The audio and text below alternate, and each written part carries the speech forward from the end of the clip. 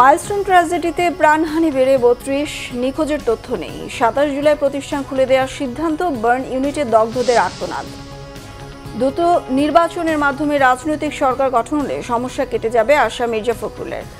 সরকারকে সহযোগিতার প্রতিশ্রুতি পুনর্ব্যক্ত বিএনপির।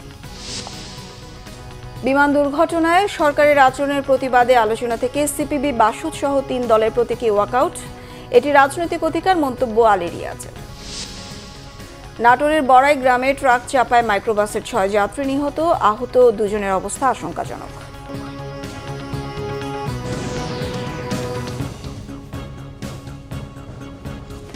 দেখছিলেন ক্রাউন সিমেন্ট সংবাদ শিরোনাম, এবার বিস্তারিত।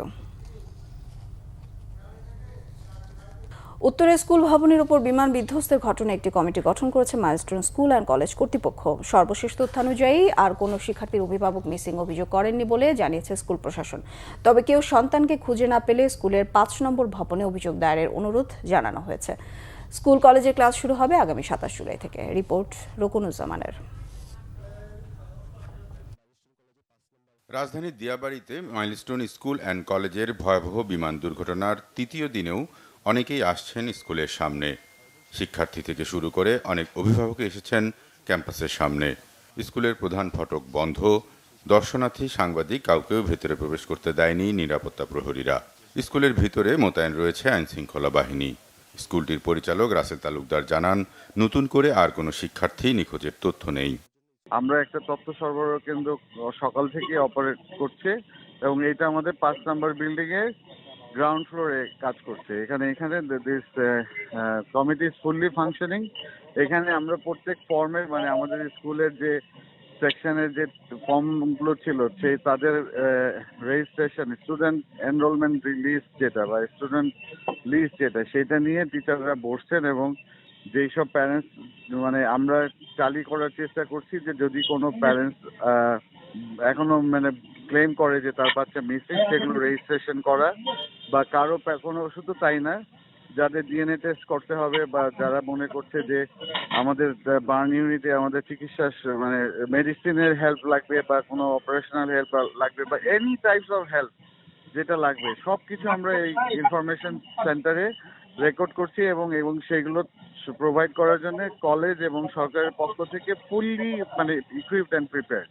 এইচএসসি পরীক্ষার্থীদের কার্যক্রম সচল রাখা হয়েছে। ২৭ জুলাই খুলবে স্কুল।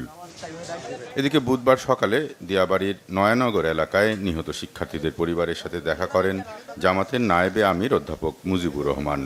মাইলস্টোনে বিমান বিধ্বস্তের ঘটনার তদন্তের দাবি জানান তিনি। এখানে করণীয় যেটা, প্রথমটাই হচ্ছে তদন্ত কমিটি হওয়া। সরকারের পক্ষ থেকে এই তদন্ত কমিটি হয়ে যথাযথভাবে এটার কারণ খুঁজে দেখা এবং কোনো যদি কেউ দায়ী থাকে তার ব্যাপারে আইনগত ব্যবস্থা নেওয়া, যাতে ভবিষ্যতে এই ধরনের বড় দুর্ঘটনা আর না ঘটে। এই ঘটনায় নিহতদের পাশাপাশি আহতদের চিকিৎসার জন্য জামাত ৫০ লাখ টাকা বরাদ্দ রেখেছে বলেও জানান নায়েবে আমির। রকুনুজ্জামান, বাংলা ভিশন, ঢাকা। উত্তরা স্কুল ভবনের ওপর বিমান বিধ্বস্তের ঘটনায় একটি কমিটি গঠন করেছে মাইলস্টোন স্কুল অ্যান্ড কলেজ কর্তৃপক্ষ। সর্বশেষ তথ্যানুযায়ী আর কোনো শিক্ষার্থীর অভিভাবক মিসিং অভিযোগ করেননি বলে জানিয়েছে স্কুল প্রশাসন। দর্শক, এই মুহূর্তে উত্তরা মাইলস্টোন স্কুল অ্যান্ড কলেজের সামনে রয়েছেন আমাদের সিনিয়র রিপোর্টার ফারুক বাবু, যুক্ত হচ্ছি তার সঙ্গে। বাবু, স্কুল কর্তৃপক্ষের কমিটি গঠন সম্পর্কে সর্বশেষ কি তথ্য রয়েছে আপনার কাছে, দর্শকদের জানাবেন।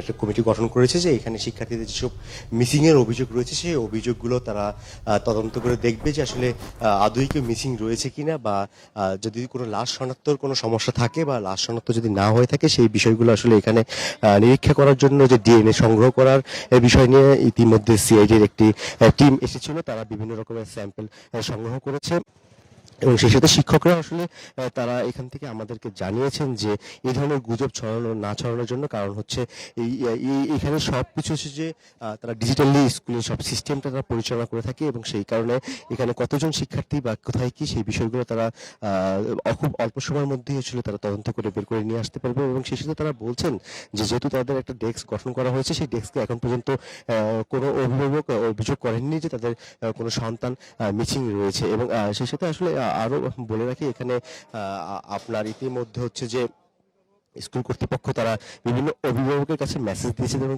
তাদের আরো অনেক ক্যাম্পাস রয়েছে, সেই ক্যাম্পাসের শিক্ষা কার্যক্রম আসলে কি চালু করবে না, এইখানে শিক্ষা ব্যবস্থা কবে চালু করবে সেই বিষয় নিয়ে তারা আসলে অভিভাবকদের সাথে কথা বলবে। এই জন্য 27 তারিখে তাদেরকে যা সন্তানের সেই ক্যাম্পাসে আসার জন্য তারা আসলে নির্দেশনা দিয়ে রেখেছে এবং সেই মাফিকে তারা তাদের সাথে কথা বলার পরে সিদ্ধান্ত নেবে স্কুল কবে নাগাদ থেকে আসলে শিক্ষা কার্যক্রম আসতে পারে। সেই সকল বিষয় নিয়ে আসলে পরিষ্কার হতে আরো 1 সপ্তাহ সময় লাগতে পারে বলে স্কুল কর্তৃপক্ষ থেকে আমাদেরকে জানানো হয়েছে।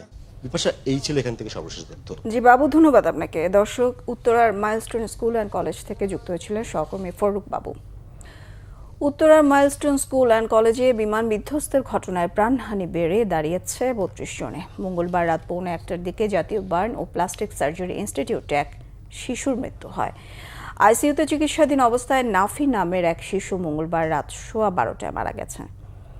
9 বছরের শিশুটির শরীরের 95% পুড়ে গিয়েছিল বলে জানিয়েছেন চিকিৎসকরা।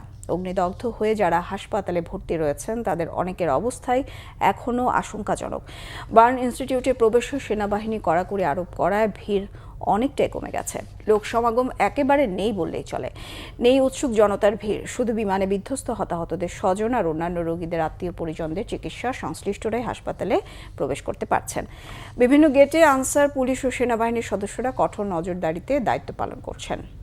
গণমাধ্যম কর্মীদেরও ভিতরে অবস্থান করতে দেওয়া হচ্ছে না। এদিকে সকালে বার্ন ইনস্টিটিউটে এসেছেন সিঙ্গাপুর জেনারেল হাসপাতালের চিকিৎসক এবং নার্সরা।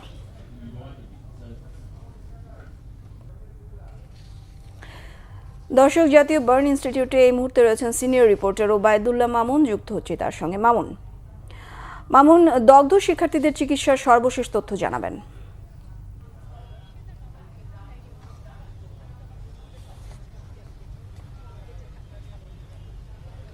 বিপাশা, আপনি জানেন যে উত্তরায় যে ভয়াবহ বিমান বিধ্বস্তের ঘটনায় কিন্তু শুধুমাত্র বার্ন ইনস্টিটিউটে কিন্তু ভর্তি রয়েছেন 44 জন। সেই 44 জনের মধ্যে কিন্তু 11 জন আইসিইউতে রয়েছেন এবং 9 জন এইচডিইউতে রয়েছেন এবং আজকে পর্যন্ত কিন্তু টোটালি দুর্ঘটনায় 32 জনের প্রাণহানির ঘটনা ঘটেছে এবং যাদের যে 11 জন যারা আসলে আইসিইউতে রয়েছেন তারাও কিন্তু খুব ক্রিটিক্যাল সিচুয়েশনে থাকেন, এটা কিন্তু সবারই জানার কথা। আর যদি আরেকটু তথ্য দিতে চাই, সেটি হচ্ছে যে বার্ন ইউনিটের ক্ষেত্রে সিঙ্গাপুর থেকে যে মেডিকেল টিমটি এসেছেন তারা কিন্তু এই মুহূর্তে বার্ন ইনস্টিটিউটের অভ্যন্তরে তাদের সঙ্গে বৈঠক করছেন এবং সেই বৈঠক শেষেই কিন্তু সার্বিক পরিস্থিতি অর্থাৎ সার্বিক যে চিকিৎসা কার্যক্রম, বার্ন ইনস্টিটিউটে কতজন ভর্তি রয়েছেন, কোন রোগীর কী অবস্থা, এই সকল বিষয়গুলো নিয়ে কিন্তু 3টার দিকে বার্ন ইনস্টিটিউট কর্তৃপক্ষ গণমাধ্যমের সাথে সংবাদ সম্মেলন করবেন এবং সেখানে কিন্তু সামগ্রিক বিষয় তারা তুলে ধরবেন। সেই তথ্য জানার জন্যই কিন্তু এখানে গণমাধ্যম কর্মীরা সকাল থেকেই উপস্থিত রয়েছেন এবং এই দুর্ঘটনা অর্থাৎ এই উত্তরা বিমান দুর্ঘটনায় কিন্তু এখন পর্যন্ত 69 জন ঢাকার বিভিন্ন হাসপাতালে ভর্তি রয়েছেন। তার মধ্যে শুধুমাত্র বার্ন ইনস্টিটিউট যে রয়েছে সেখানেই 44 জন রোগী ভর্তি হয়েছেন এবং উত্তরার যেই বিমান বিধ্বস্তের ঘটনা মাইলস্টোন স্কুলে, সেই ঘটনায় কিন্তু 165 জন আহত হয়েছিলেন। তার মধ্যে 69 জনই কিন্তু ভর্তি রয়েছেন ঢাকার বিভিন্ন হাসপাতালে ভর্তি হয়ে তারা চিকিৎসা নিচ্ছেন এবং বার্ন ইনস্টিটিউটে 44 জন ভর্তি রয়েছেন। তাদের মধ্যে এই পর্যন্ত কিন্তু 32 জন মারা গেছেন এবং 11 জন আইসিইউতে রয়েছেন। আর সার্বিক পরিস্থিতি নিয়ে কিন্তু আজকে 3টায় বার্ন ইনস্টিটিউট কর্তৃপক্ষের ব্রিফ করা কথা রয়েছে এবং সিঙ্গাপুরের প্রতিনিধিদের সাথে কি আলাপ হলো, তারা কিভাবে ট্রিটমেন্ট করবেন সেই বিষয়গুলো নিয়ে কিন্তু আসলে অপেক্ষায় থাকতে হবে 3টা পর্যন্ত। এই ছিল আমার কাছে বার্ন ইনস্টিটিউটের সবশেষ খবর।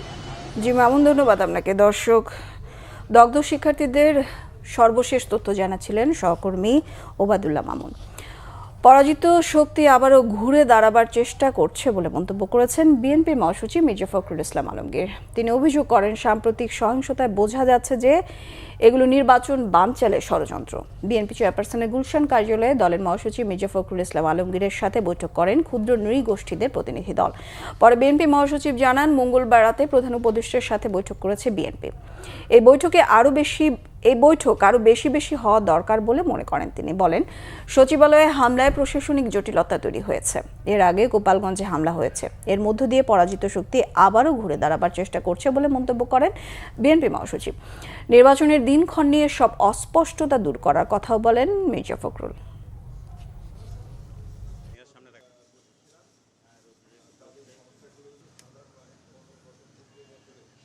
আবার আমাদের পূর্বের যে commitment to cooperate with the এই আপনার সরকারের সঙ্গে আপনার গভর্নমেন্ট যে অন্তর্বর্তীকালীন সরকারের সঙ্গে আপনার তাদের সঙ্গে সহযোগিতা করা, সর্বাত্মক সহযোগিতা করবার জন্য আমরা আলোচনা করেছি এবং একই সঙ্গে নির্বাচন প্রক্রিয়াকে দ্রুত করা, ত্বরান্বিত করা এবং ওনার যে প্রতিশ্রুত যে ফেব্রুয়ারির মাঝামাঝি সময়ে নির্বাচন দেওয়া হবে সেটা আমরা মনে করি যে ওনারা যে অতি দ্রুত সেই ব্যবস্থা গ্রহণ করা উচিত।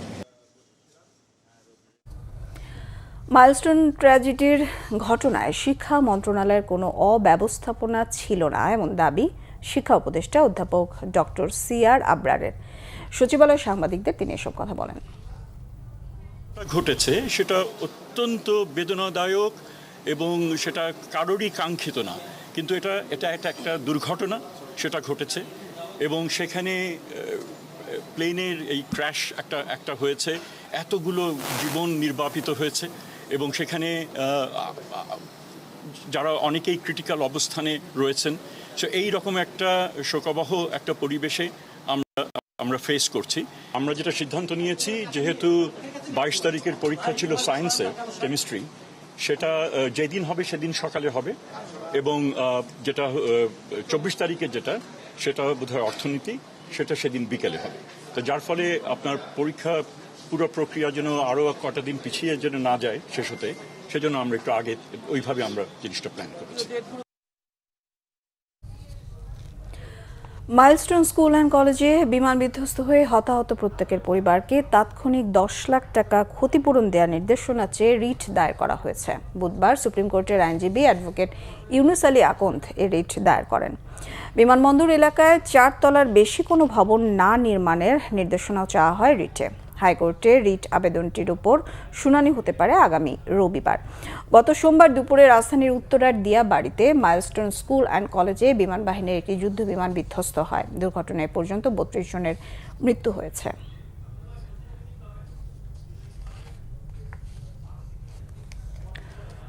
সাংবিধানিক ও সংবিধিবদ্ধ প্রতিষ্ঠানের নিয়োগ কমিটির প্রস্তাবে বিএনপি শুরু থেকে আপত্তি জানালেও অবশেষে শুধু নির্বাচন কমিশন নিয়োগে আগের অবস্থান থেকে সরে এসেছে দলটি।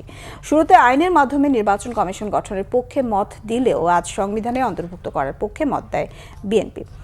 রাজনৈতিক দলগুলোর সাথে জাতীয় ঐকমত্য কমিশনের দ্বিতীয় দফার 18তম দিনের বৈঠকের আলোচ্য বিষয় ছিল নির্বাচন কমিশন গঠন, সরকারি কর্ম কমিশন, মহা হিসাব নিরীক্ষক ও নিয়ন্ত্রক, দুর্নীতি দমন কমিশন এবং ন্যায়পাল নিয়োগের বিধান। এসব পদের নিয়োগের বিধান বিভিন্ন রাজনৈতিক দল সংবিধানে অন্তর্ভুক্ত করার পক্ষে মত দিলেও বিএনপি শুধু নির্বাচন কমিশনের ক্ষেত্রে ছাড় দিয়েছে। তবে বাকি 4টি কমিশনের বিষয়ে কোনো ছাড় দিতে রাজি নয় দলটি। এক্ষেত্রে 7 জনের জায়গায় 5 জনের সিলেকশন কমিটি গঠনের সুপারিশ করে বিএনপি। সিলেকশন কমিটিতে থাকবেন সংসদ নেতা, স্পিকার, প্রধান বিরোধী দল এবং ডেপুটি স্পিকার এবং প্রধান বিচারপতি সহ একজন প্রতিনিধি। এর আগে মাইলস্টোন ইস্যুতে সরকারের আচরণের প্রতিবাদে সিপিবি, বাসদ ও বাংলাদেশ জাসদের প্রতীকী ওয়াকআউটের মধ্য দিয়ে শুরু হয় জাতীয় ঐকমত্য কমিশনের সভা। তাদের অভিযোগ, মাইলস্টোন স্কুলের দুর্ঘটনায় সরকার যথাযথ পদক্ষেপ নিতে পারেনি। সচিবালয়ে শিক্ষার্থীদের বিক্ষোভ দমনে সরকার ফ্যাসিস্ট আমলের মতো আচরণ করেছে। পরে অবশ্য সভায় যোগ দেন রাজনৈতিক দলগুলোর নেতারা।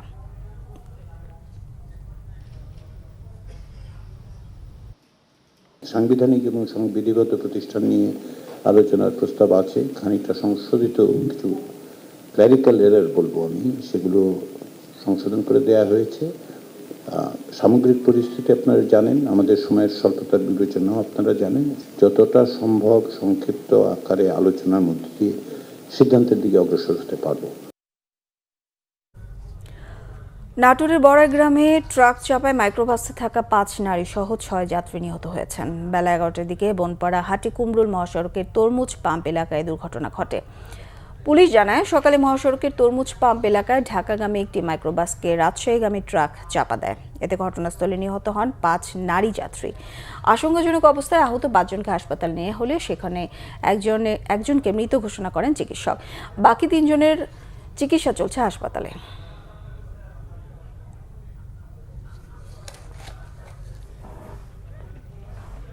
6 জন মারা গেছে। প্রাথমিক যেটা আমাদের স্পটে এসে যেটা মনে হচ্ছে মূলত ট্রাকটাই তার রং লেনে পরিবর্তন করে আসার কারণে মূলত মুখোমুখি মাইক্রোবাসের সাথে সংঘর্ষ হয়েছে আমাদের মনে হচ্ছে। আমরা প্রাথমিকভাবে ধারণা করতেছি তারা ঢাকামুখী কোথাও যাচ্ছে কোনো ফ্যামিলি, তাদের গাড়িতে যেহেতু যে পারিবারিক জিনিসপত্র যে লেবু লাউ এইসব জিনিস পাইছি আমরা এখানে স্পটে এসে।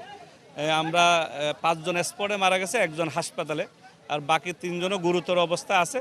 তাদেরকে আমরা জেলা পুলিশ থেকে অ্যাম্বুলেন্স সরবরাহ করছি। তাদেরকে যদি উন্নত চিকিৎসার জন্য ঢাকা নিতে হয় অথবা অন্য কোথাও স্থানান্তর করতে হয় সেটা করা হবে। Thank you.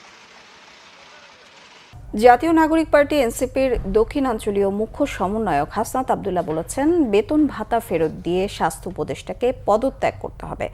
দুপুরে চাঁদপুর বাসস্ট্যান্ড এলাকায় এক পথসভায় তিনি কথা বলেন। হাসনাত আব্দুল্লাহ আরও বলেন, দল মত নির্বিশেষে ফ্যাসিবাদ বিরোধী শক্তিকে ঐক্যবদ্ধ থাকতে হবে। অন্তর্বর্তী সরকারের কাছে অনেক প্রত্যাশা থাকলেও আইন শৃঙ্খলা ও স্বাস্থ্য ব্যবস্থা আগের মতো রয়েছে। সমাবেশে আরও বক্তব্য রাখেন এনসিপির কেন্দ্রীয় মুখ্য সমন্বয়ক নাসিরউদ্দিন পাটোয়ারি, উত্তরাঞ্চলীয় মুখ্য সমন্বয়ক সার্জিস আলম সহ অন্যান্যরা। এর আগে সার্কিট হাউসে জুলাই অভ্যুত্থানে শহীদ পরিবারের সদস্যদের সাথে কথা বলেন দলটির কেন্দ্রীয় নেতারা।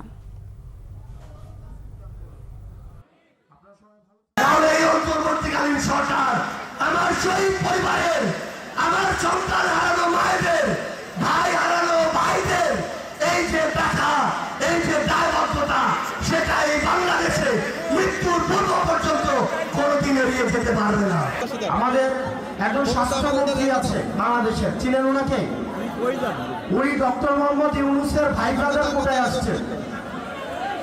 ডক্টর মোহাম্মদ ইউনূসের স্বজনপ্রীতির সবচেয়ে বড় এক্সাম্পল হচ্ছে স্বাস্থ্য উপদেষ্টা। উনি যে বেতনটা নেয় এই বেতনটা হারাম হবে। উনি যে গাড়িটা চলে সরকারের টাকায়, এটা হচ্ছে জনগণের সাথে বেইমানি। এই স্বাস্থ্য উপদেষ্টা এটা কোনো কাজের না, উনি কিচ্ছু বুঝে না। এবং দুঃখজনক বিষয়, উনি নিজে চিকিৎসা করাইতে সিঙ্গাপুর যায়।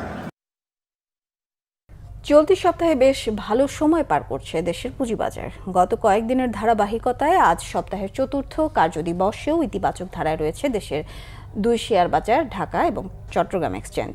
বুধবার সূচক বৃদ্ধির মধ্য দিয়ে লেনদেন শুরু হয় ঢাকা স্টক এক্সচেঞ্জ ডিএসইতে। এরপর থেকেই সূচক ধীরে ধীরে উপরের দিকে উঠতে থাকে। লেনদেনের 1 ঘন্টায় ডিএসই সাধারণ সূচক 85 পয়েন্ট বেড়ে ডিএসইএক্স অবস্থান করে 5356 পয়েন্টে। ওই সময় লেনদেন হয় 300 কোটি টাকারও বেশি। এরপরই আর সূচকের খুব একটা ওঠানামা লক্ষ্য করা যায়নি। পুঁজিবাজার সংশ্লিষ্টরা বলছেন, বাজার দীর্ঘ সময় অবমূল্যায়িত রয়েছে, অনেক শেয়ারের দাম অনেক নিচে রয়েছে। সেক্ষেত্রে স্বাভাবিক পরিবেশ পেলে পুঁজিবাজার এমনিতেই ভালো আচরণ করবে। জাপানের সাথে বড় ধরনের বাণিজ্য চুক্তির ঘোষণা দিয়েছে যুক্তরাষ্ট্র। জাপানের সাথে এই শুল্ক সমঝোতাকে ঐতিহাসিক বলেছেন মার্কিন প্রেসিডেন্ট ডোনাল্ড ট্রাম্প। এদিকে বাড়তি শুল্ক নিয়ে 5 দফা আলোচনায় কোনো অগ্রগতি না হওয়ায় দেশে ফিরে গেছে ভারতের প্রতিনিধি দল। ওয়াশিংটনে অনুষ্ঠিত সংবাদ সম্মেলন থেকে বাড়তি শুল্ক আরোপ নিয়ে জাপানের সাথে টানাপোড়েন সমাধানের ঘোষণা দেন মার্কিন প্রেসিডেন্ট।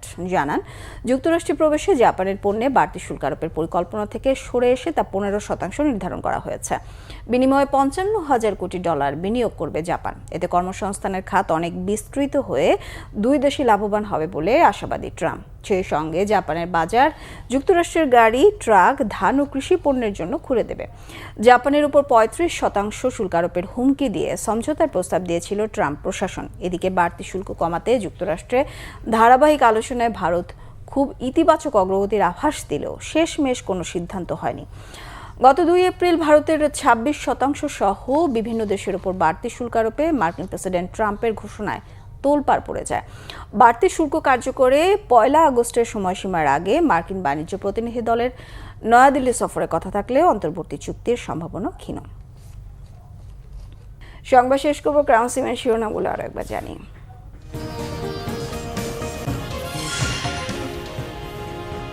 মাইলস্টোন ট্র্যাজেডিতে প্রাণহানি বেড়ে 32, নিখোঁজের তথ্য নেই। 27 জুলাই প্রতিষ্ঠান খুলে দেওয়ার সিদ্ধান্ত, বার্ন ইউনিটে দগ্ধদের আর্তনাদ। দ্রুত নির্বাচনের মাধ্যমে রাজনৈতিক সরকার গঠন হলে সমস্যা কেটে যাবে আশা মির্জা ফখরুলের। সরকারকে সহযোগিতার প্রতিশ্রুতি পুনর্ব্যক্ত বিএনপির। বিমান দুর্ঘটনায় সরকারের আচরণের প্রতিবাদে আলোচনা থেকে সিপিবি বাসদ সহ 3 দলের প্রতীকী ওয়াকআউট। এটি রাজনৈতিক অধিকার, মন্তব্য আলী রিয়াজের। নাটোরের বড়াই গ্রামে ট্রাক চাপায় মাইক্রোবাসের 6 যাত্রী নিহত, আহত 2 জনের অবস্থা আশঙ্কাজনক।